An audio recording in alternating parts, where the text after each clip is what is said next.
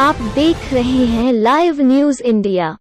यदि अभी तक आपने चैनल को सब्सक्राइब नहीं किया है तो खबरों से अपडेट रहने के लिए कृपया सब्सक्राइब करें।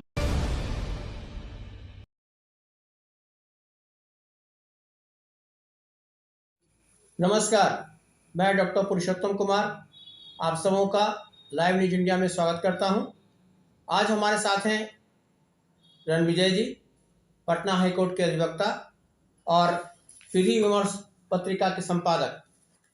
आज हम इनसे शराबबंदी पर कुछ बात करना चाहते हैं, तो आइए इनके साथ हम गुफ्तगू करते हैं, बात करते हैं और परिणाम क्या निकल कर आता है आप भी देखें। तो रणविजय जी, आपका हमारे चैनल में स्वागत है। आज चूँकि आप अधिवक्ता हैं और पत्रिका निकाल रहे हैं और अगले अंक का आपका टॉपिक भी जो है शराबबंदी पर ही है, तो मैं चाहूँ कि आप इस पर विशद चर्चा करें और ये बताएं कि शराबबंदी के पीछे जो हमारे माननीय मुख्यमंत्री हैं नीतीश कुमार जी, वो उनकी जो जिद है अच्छी है। शराबबंदी का जो उनकी सोच है वो अच्छी है, लेकिन सिर्फ शराबबंदी करने से क्या पूरे बिहार प्रदेश का लाभ हो पाएगा या विकास हो पाएगा? कितना उचित है, इस पर आप प्रकाश डालें। सबसे पहले तो यहाँ बुलाने के लिए बहुत बहुत धन्यवाद पुरुषोत्तम जी एवं सभी दर्शकों का भी आभार। जैसा कि आपने कहा, बिहार सरकार सिर्फ शराबबंदी के पीछे ही लग गई है। बिल्कुल, विगत कुछ दिनों में बिहार में जो हालात हुई है या जिस तरह से आसपास के जिलों में जहरीली शराब से कुछ मृत्यु हुई है, यह मामला काफी गहरे रूप में लिया जा रहा है और सरकार के साथ साथ सामाजिक व्यक्तियों को भी सोचना लाजमी हो गई है।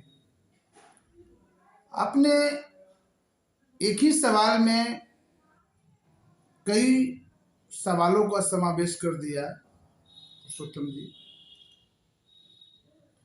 आपने यह कहा कि क्यों सरकार सिर्फ शराबबंदी के पीछे ही लग गई। मेरा मानना है कि जब कोई भी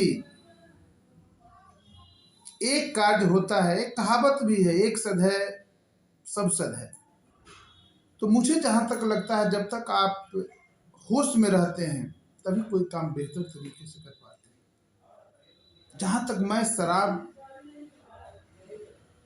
के बारे में जानता हूं कि शराब पीने के बाद व्यक्ति अपने होश हवास में नहीं रहते, इसलिए वो बेहतर काम कर ही नहीं पाएंगे, चाहे वो अपना पारिवारिक उत्थान हो, सामाजिक उत्थान हो या कोई भी कार्य। जब मैं होश में नहीं रहूंगा तो मैं बेहतर तरीके से नहीं कर पा सकता। तो हर चीज का सकारात्मक और नकारात्मक दोनों पहलू होती है। मेरा जो समझना है, मैं जो समझ रहा हूं कि इसमें कहीं ना कहीं बिहार सरकार की भी यह मानसिकता रही होगी कि मैं शराब बंदी से बिहार में एक संदेश दूं कि बिहार के लोग शराब नहीं पीकर अपने सामाजिक और पारिवारिक उत्थान में लग गए हैं। जहां तक आपको भी पता होगा, शराबबंदी के बाद कुछ दुर्घटनाएं कमी है,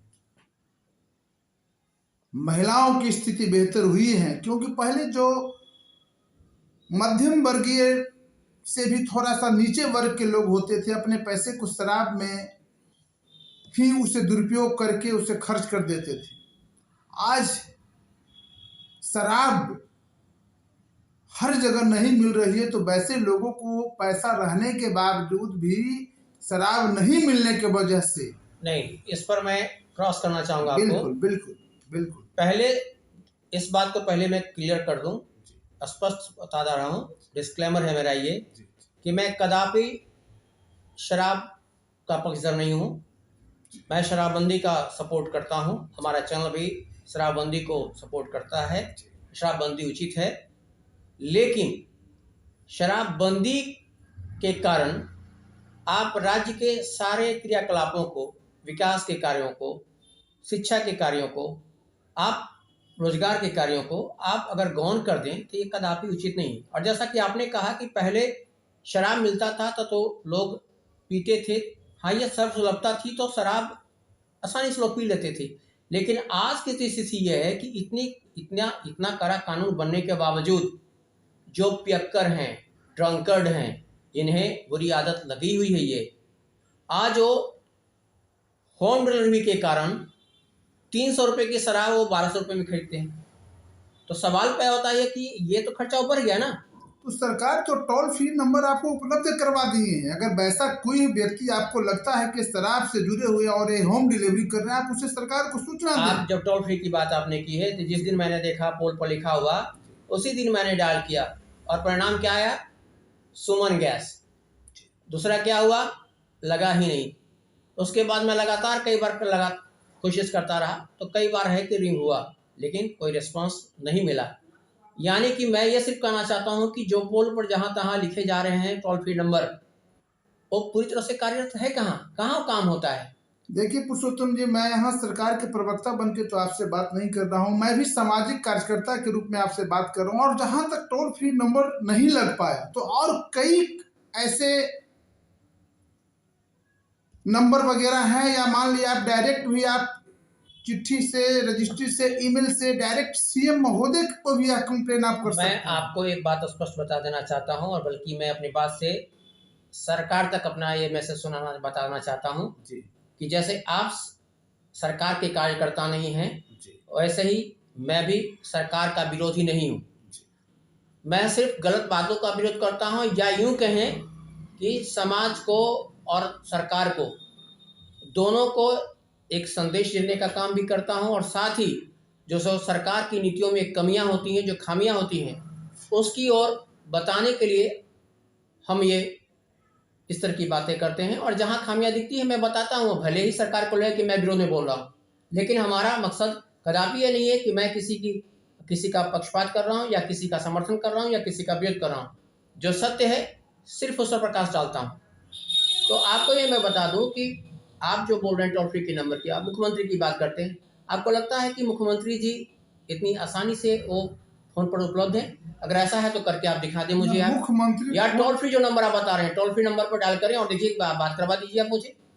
मुख्यमंत्री फोन पे, मुख्यमंत्री साहब की बात छोड़ दीजिए साहब, मैं कहता हूँ पटना के वरीय जो पुलिस अधिकारी हैं उनसे बात नहीं हो पाएगी आपकी। आप नंबर लगा के देखिए, मैं भी कैमरे के सामने बोल रहा हूँ। बिल्कुल आपका कहना 100% सही, और मैं आपसे सहमत हूँ। कहीं न कहीं आम लोगों की पहुंच ना तो शासन तक है और ना ही प्रशासन तक। लेकिन सवाल है, आम आदमी बैठे हैं सरकार और शासन और प्रशासन की ओर नजरें बैठाए हैं कि प्रशासन और शासन कुछ करेगा। लेकिन जब तक खुद आम नागरिक नहीं कुछ कर पाएंगे, शासन और प्रशासन से कुछ बदलाव नहीं होने वाला। पुरुषोत्तम जी, एक शराबबंदी एक सामाजिक बुराई है।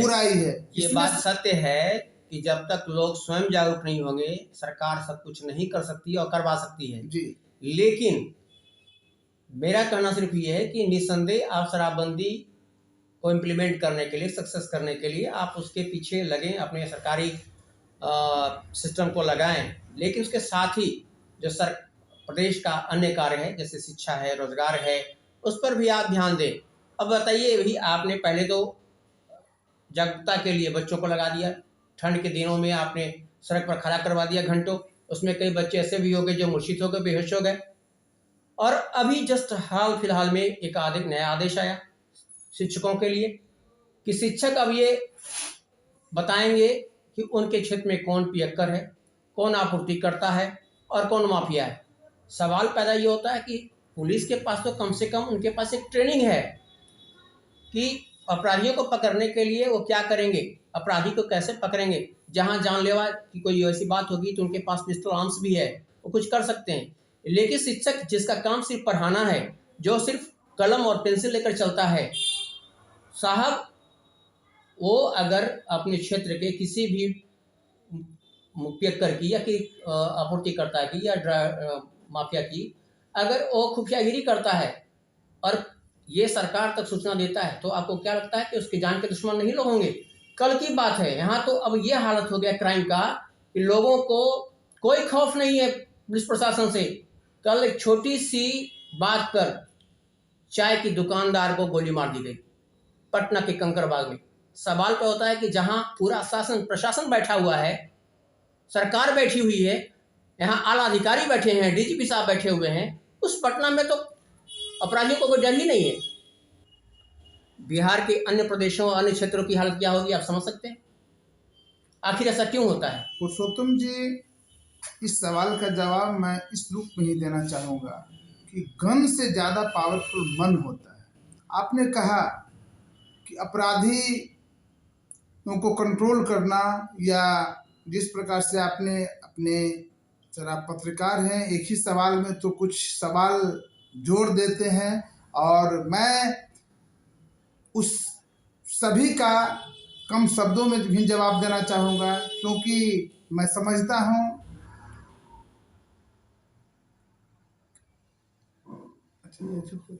अब ये बताइए कि आप मुझे कह रहे हैं कि मैं पत्रकार हूं, तो आप भी तो अधिवक्ता हैं और वो भी पटना हाईकोर्ट के अधिवक्ता हैं, तो आपके पास शब्दों की कमी थोड़े है।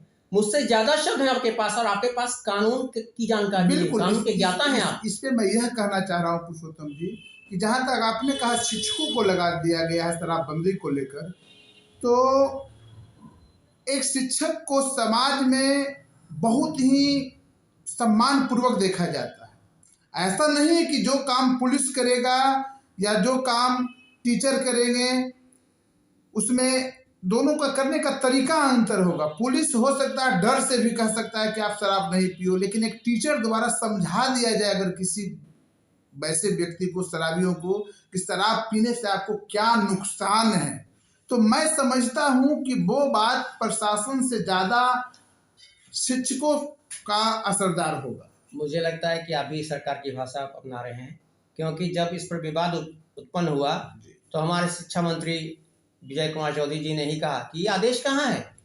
ये तो बिहार के संपूर्ण नागरिकों को ये रिक्वेस्ट किया गया था कि आप बिहार के नागरिक हैं तो आपका ये काम पड़ता है। मंत्री क्या कहते हैं, वही बात आप तो हम सब नागरिक हैं। मेरा मानना है कि जहां तक कोई भी अभियान को अगर शिक्षकों से जोड़ दिया जाए, शिक्षक का दायित्व होता है सिर्फ पढ़ाना ही नहीं, शिक्षक का एक बहुत व्यापक दायित्व होता है कि हम अपने समाज को कैसे बेहतर बना सके।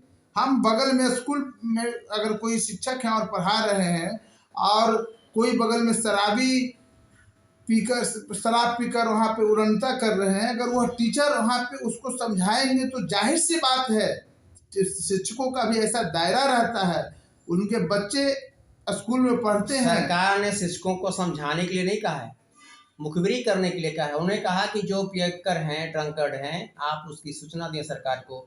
समझाने की बात होती तो जागरूकता की बात होती है। सरकार का निर्देश देने के तरीके में गलती हो सकती है, लेकिन शराबबंदी में शिक्षकों को इन्वॉल्व करना अब आप ये बताएं कदापि गलत नहीं। अब आप ये बताएं कि जो सरकार प्रदेश चला रहा है, जो शिक्षा मंत्री बिहार के सारे बच्चों को के शिक्षा का कार्य देख रहे हैं, और आप ये कहकर निकल जाना चाह रहे हैं कि हो सकता है कि आदेश देने में कोई कमी रह गई होगी। अरे साहब, वहाँ कोई छोटे मोटे लोग नहीं हैं। अपर निरीक्षक, अपर सचिव ने यह आदेश दिया था और उसमें शिक्षा मंत्री भी रहे होंगे, उसमें मुख्यमंत्री की भी सहमति रही होगी। बिल्कुल रही होगी, नो डाउट। तो सवाल पैदा होता है कि जब इतने बड़े बड़े लोग हैं, फिर गलती होने की संभावना, ठीक है, ऐसा नहीं, गलती किसी से भी हो सकती है, लेकिन आखिर कुछ भी आप आदेश जारी करते हैं तो उसके पीछे एक गहन चिंतन मनन होनी चाहिए। बिल्कुल, कोई भी सरकार द्वारा कोई भी उस तरह का आदेश आते हैं तो स्वाभाविक रूप से वो हंसी का पात्र नहीं बने, लेकिन फिर भी कुल मिलाकर देखा जाए पुरुषोत्तम जी, तो बिहार में शराबबंदी की जितनी सराहना की जाए वो कम है, सिवाय शराबबंदी के आड़ में माने निर्दोष लोगों को परेशान ना किया जाए, शराबबंदी के आड़ में किसी से दुश्मनी ना साधा जाए, शराबबंदी के आड़ में तस्हीली नहीं हो, शराबबंदी के आड़ में किसी को परेशान ना किया जाए, शराबबंदी के आड़ में बेमतलब का शासन और प्रशासन द्वारा निर्दोष व्यक्तियों को परेशान किया जा रहा है, ये बिल्कुल गलत है। हाल ही में मैं नालंदा की ही बात करूं, सरकार तब होश में आती है जब कोई कांड हो जाता है, जब जहरीली शराब से कुछ लोग की हत्या हो गई, कुछ लोग चल बसे, तब जाके पुलिस आनन फानन में वैसे निर्दोष लोग को भी पकड़ना शुरू कर दिए जो कहीं से भी शराब में संलिप्त नहीं थी। मुझे यहाँ तक जानकारी मिली कि जिस घर में कोई पुरुष शराब बना रहा है या शराब कहीं ना कहीं चोरी छिपे वो बेच रहा था, तो उस घर के महिलाओं के साथ पुलिस द्वारा बर्बरता किया गया। जब घर की स्वाभाविक बात है, किसी के घर में आप जाएंगे तो महिलाएं विरोध करेगी, पुलिस को प्यार से उसे समझाना चाहिए था, लेकिन महिलाओं के साथ जिस प्रकार से पुलिस द्वारा हरकत किया जा रहा है ये कहीं से भी शोभनीय नहीं। पुरुष के साथ साथ महिलाओं को भी शिकार सिर्फ इसलिए बनाया जा रहा है कि उस घर के पुरुष कहीं ना कहीं शराब में लिप्त हैं। अरे भैया, महिलाओं का बात अगर पुरुष मान ही लेते हैं तो फिर तो बात ही कुछ और होती। इस तरह के चीज़ों से कभी कभी झकझोर देता है और इसीलिए समाज का सहयोग शासन प्रशासन को नहीं मिल पाता।